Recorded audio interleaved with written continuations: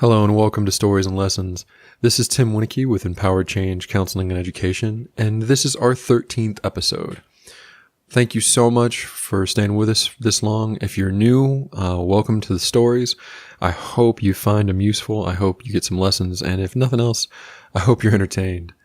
As always, if you find this podcast awful, if you find it helpful, your feedback is important to me. I want to keep improving this podcast. I want to make sure it's useful to the listeners and entertaining for anybody who cares to check it out. To help me do that, I need you to go and rate us. Wherever you're listening to this podcast, please take a minute and do an honest rating. And if you can, leave a review. Let me know why you think what you think about it. Also, if you have direct feedback, you can always find me on the website at www.empoweredchangece.com or on Facebook, empoweredchange.c.e. All that feedback is just going to help me make this even better for you, and let me know you're listening. It means a lot to me.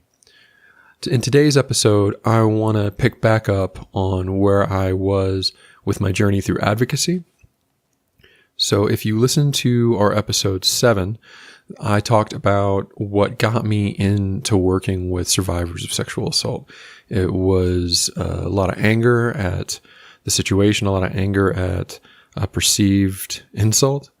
And when I left Korea, I was kind of flying high. I had gotten an impact medal for all of my work, both with the sexual assault response, our mission, and just generally supporting the unit. It was a pretty heady time.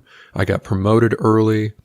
It was a good year for me in Korea. So when I go to my next duty station, I was really empowered. I felt bigger than my rank. I maybe, let's be honest, I was probably really cocky when I showed up to my next base. And all of a sudden, I found myself in a position that is designed to create anxiety. There wasn't a SARC on this base. SARC is the Sexual Assault Response Coordinator. That's the officer in charge of coordinating resources and care for anyone who's experienced a sexual assault in the military, or specifically in this case in the Air Force. I think the different branches have different acronyms for them. But the base was so small, there wasn't one. The way the base managed its resources, because it was so small, was it basically relied on whoever showed up and what training they had. The primary focus for everybody in the military is, of course, always the mission, and that was certainly true for me. But all of a sudden, I found myself being one of the only trained advocates on the base. And that's what I mean when I say designed to cause anxiety. All of a sudden, I found myself taking responsibility for a pervasive problem in the military within this unit and no authority to do anything about it. There's certain regulations and structures around what a SARC can do on a base. It's a full-time job. Generally speaking, it's also a job where you're managing resources for a few thousand people. I didn't have those kind of numbers, but I also didn't have the kind of training to gather it. So I was running around and trying to figure out where the hospitals were if something were to happen, what it would look like if a U.S. military member in a foreign country went to a civilian hospital, and how that could happen while maintaining the privacy of the person. Working with the very limited medical staff to try to sort out some of those details. It was good work. It was something I'm really proud to have set up. There were certain things that were happening that I feel like we made a really solid impact. There in town was a slew of people getting roofied at the bars, and we were pretty sure it was some civilian doing it. We couldn't figure out a consistent military person that was out when this was happening, but it was also a small enough unit that, generally speaking, the gals and every now and then a guy that would get roofied would get home because the unit would notice something was wrong. You know, we always went out together. But overall, I was taking responsibility without authority. If you ever want to have just pervasive anxiety in your life, that's the way to go. If you don't have the power to change something, taking responsibility for something is a really good way to go crazy. So that's kind of where it starts. Where that led to was a lot of isolation for me. The military is a crass boys' club. There's a lot of empowered women. There's a lot to be said of the brother and sisterhood of service. I certainly have women in uniform that I served with that I love, respect, and were better in the uniform in every way than I was. And it's a system designed around 19-year-old guys, and the culture around that really seeps in. And what I would see consistently was not horrible guys, but young guys being kind of pricks.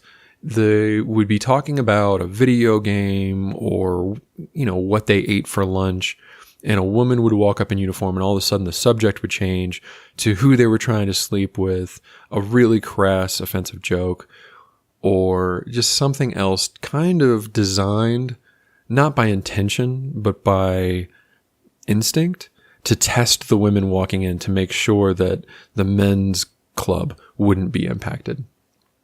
That would happen in Korea, and I would try to address it, very kindly, like, hey man, why do we need to talk about that? We weren't talking about that a minute ago. What's going on? And sometimes that would land, and most of the time the guys would brush it off, but I didn't feel like I needed to do more than that, other than be a check-in, because hopefully the women that it happened in front of would hear me, or if they thought that they couldn't trust me for that, there were a lot of other advocates around. I didn't feel this pressure to constantly kind of be the PC police. All of a sudden in England, there wasn't other resources. It really felt like it was just me. So I started with the interventions that I used in Korea. Hey man, what's the point of talking about that right now? We were talking about the video game we were just talking about. We're talking about the book we were reading. We're talking about the show. Now, all of a sudden, it's whatever. And it didn't work. Some guys heard it and took that in, but a lot of guys would get defensive. They don't want to see themselves as assholes. They're certainly not trying to be an asshole. They just are reacting. Eventually, that left me in a spot where I couldn't any longer just kind of check them and see if I can get them to notice what they were doing, and instead took the authority that I had both by being a professional environment with us being in uniform, and by then me being a trainer and a position of authority on the work we were doing, and just started telling people to shut up, sit down, and stop it. And that ended up really isolating me. The work schedule for most intelligence work ends up being on shift. At least in my experience, that was the case. Intelligence is very reactionary. You're always waiting for the people that our country are watching to do something. So it's a 24-hour job, which leads to some really squirrely work schedules. And my schedule here was no exception. We were doing 3 12 to 16-hour days. We'd get 2 or 3 days off, and then we would be back to 3 or 16-hour nights. 12 or 16-hour nights. The reason why it's 12 or 16 is the actual job is 12 hours, and then you're in uniform, so you've got administrative stuff, you've got trainings you need to go to. If you're a sergeant or in any kind of leadership position, you have paperwork and bureaucratic responsibilities for the people under you, and you're in uniform, so part of your job is to work out. It ends up being a really hellacious schedule for both just sleep and health, but also socially. Who do you think you get to hang out with at 2 a.m. on a Tuesday on an offset while you're trying to get ready for nights? It's going to be the folks you're on crew with.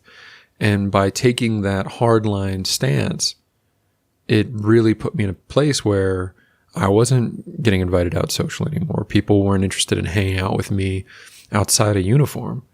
I essentially set myself up as what they probably considered the fun police, right?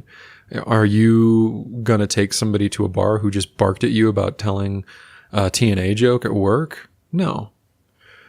And it was a shame. I worked with a lot of really intelligent, really driven, really good folks overall. And I pretty much set myself up into a corner. So that leads to where the next step for this goes. At this point, it had been, maybe 6 months or a year on post. It was right around 2009 to 2010, and the Air Force had gotten the news again. Some years before, right about when I was joining the Air Force, gotten news because there was a string of publicized sexual assaults at the Air Force Academy that got into the news.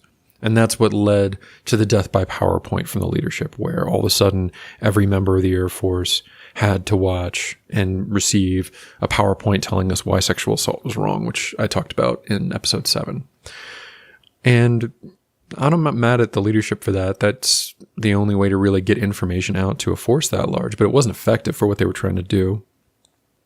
And now, all of a sudden, we were back in the news because 2 training instructors at basic training were both called out and charged with sexually assaulting trainees.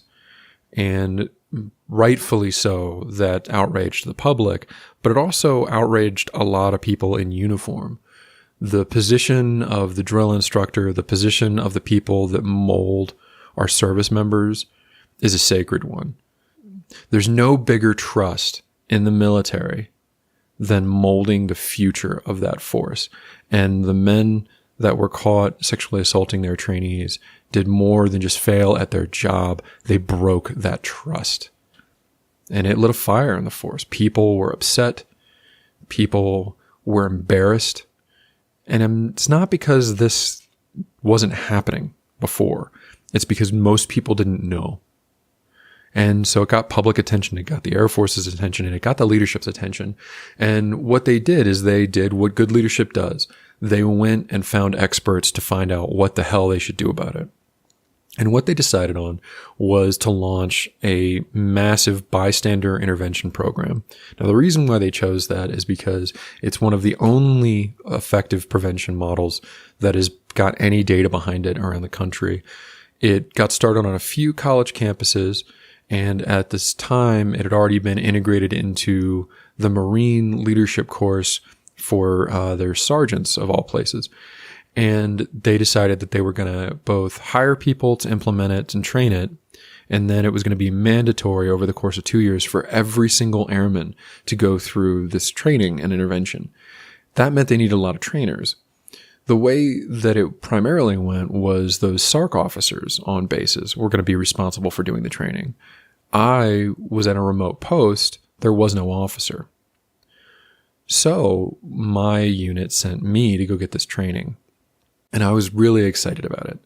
I was kind of looking forward to getting away from the base we were at a little bit to kind of recheck in and recenter myself. And I was really looking forward to being back around some of the advocates.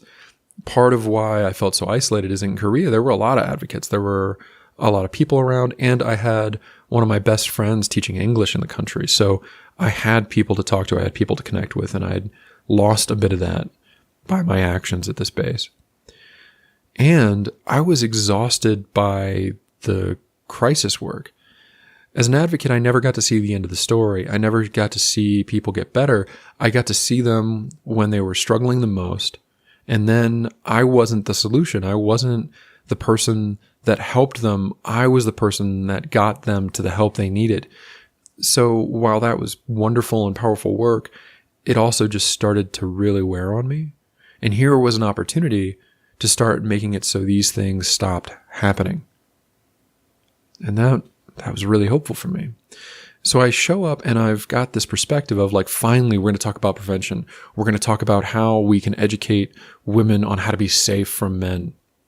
And we're going to talk about strategies that they can use to be safe. And we're maybe we'll give their friends some strategies to help them be safe.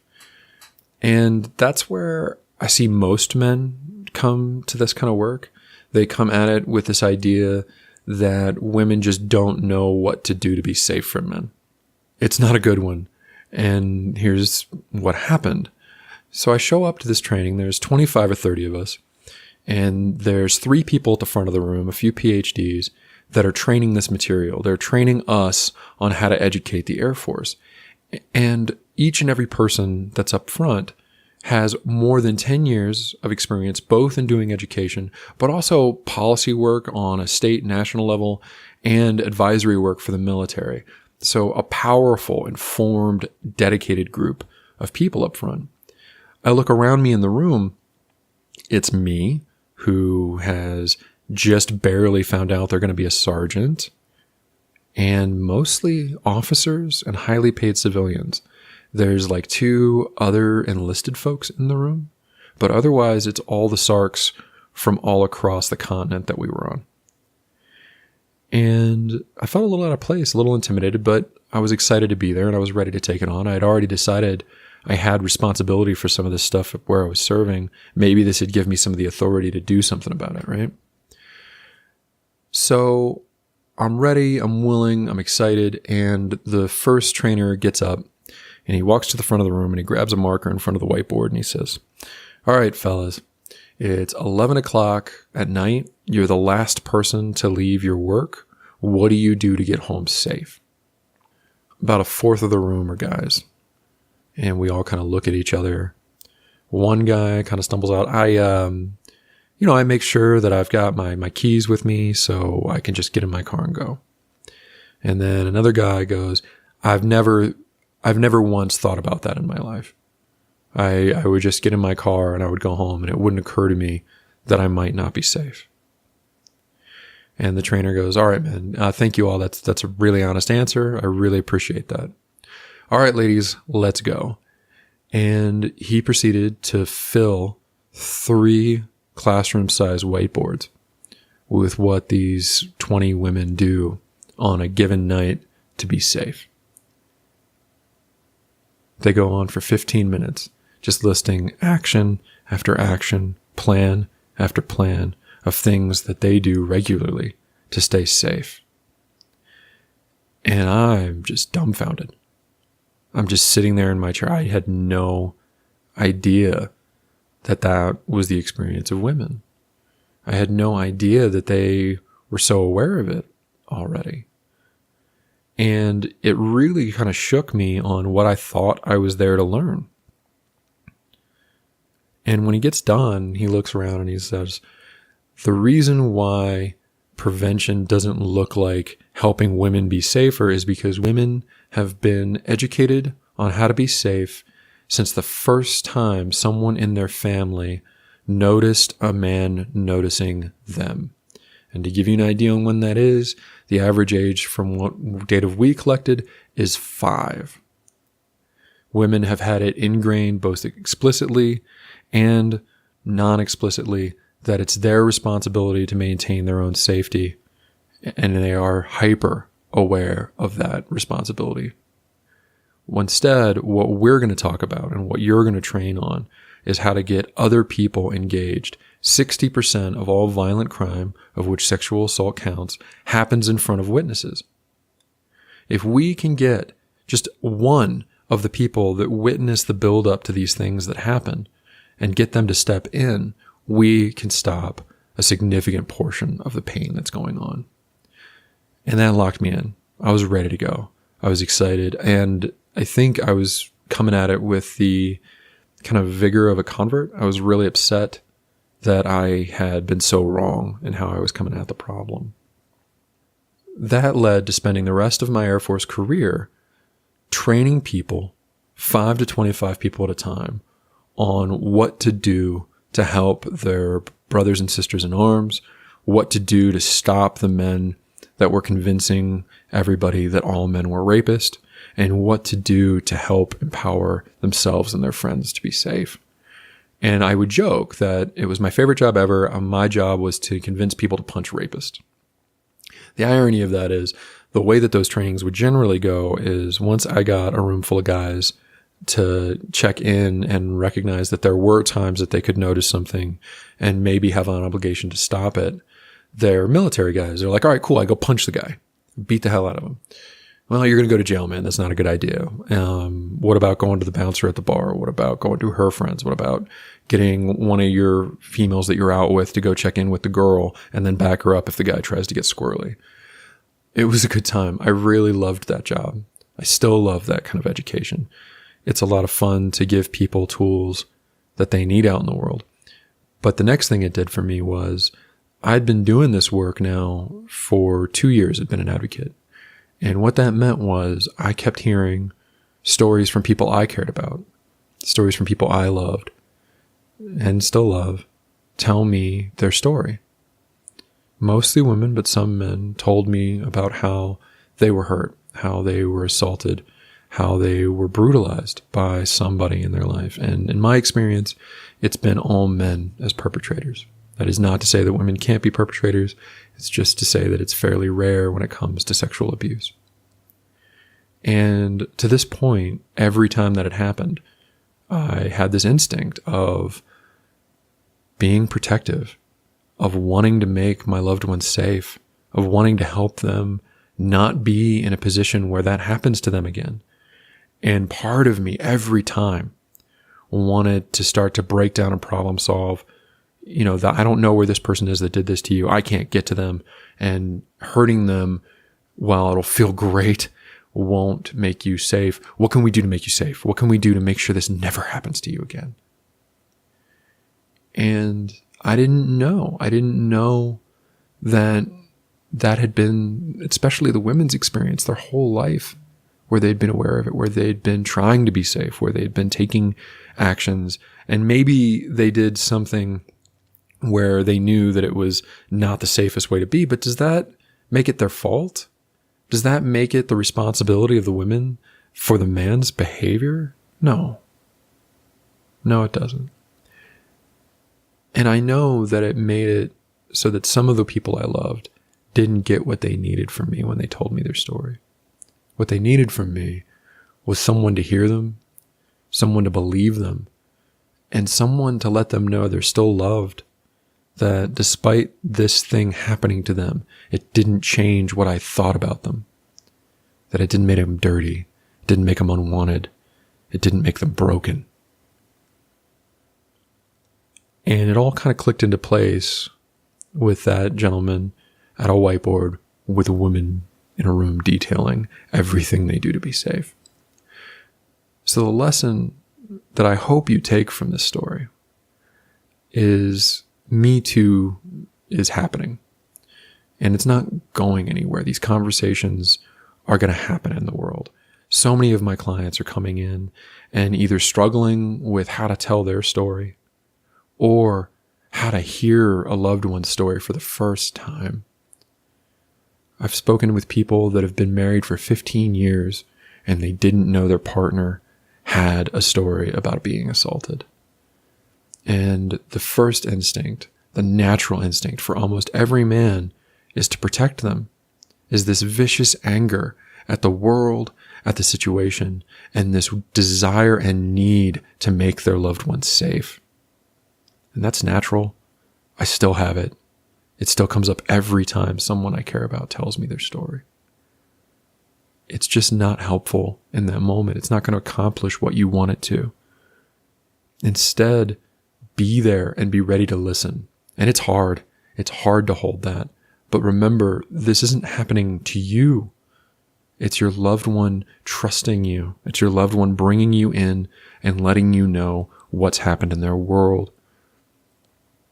Try to hold it. Try to be there. Try to listen with them.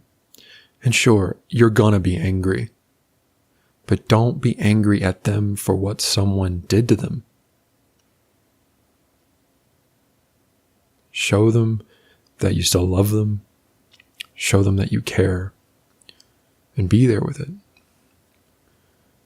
I hope this helps you be there and be checked in with your partners. I hope it allows you the space to recognize the gift that your loved one is giving you by including you in this, by helping them heal your being the loved one that's protecting them. I know this is heavy. I know a lot of guys are really conflicted about what Me Too means for men.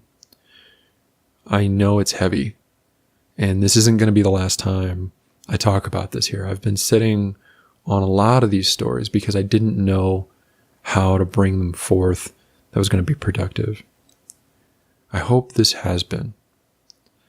If just one of you listening to this has somebody come to you and tell you their story, and it helped you hold that story and be there for them, I'll be happy with how this came out. Thanks so much for listening. Thanks so much for bringing me into your day. Again, This is Tim Winnicky with Empowered Change, Counseling and Education. Make sure to let me know if this episode was helpful. Go to my website, email me, www.empoweredchangece.com.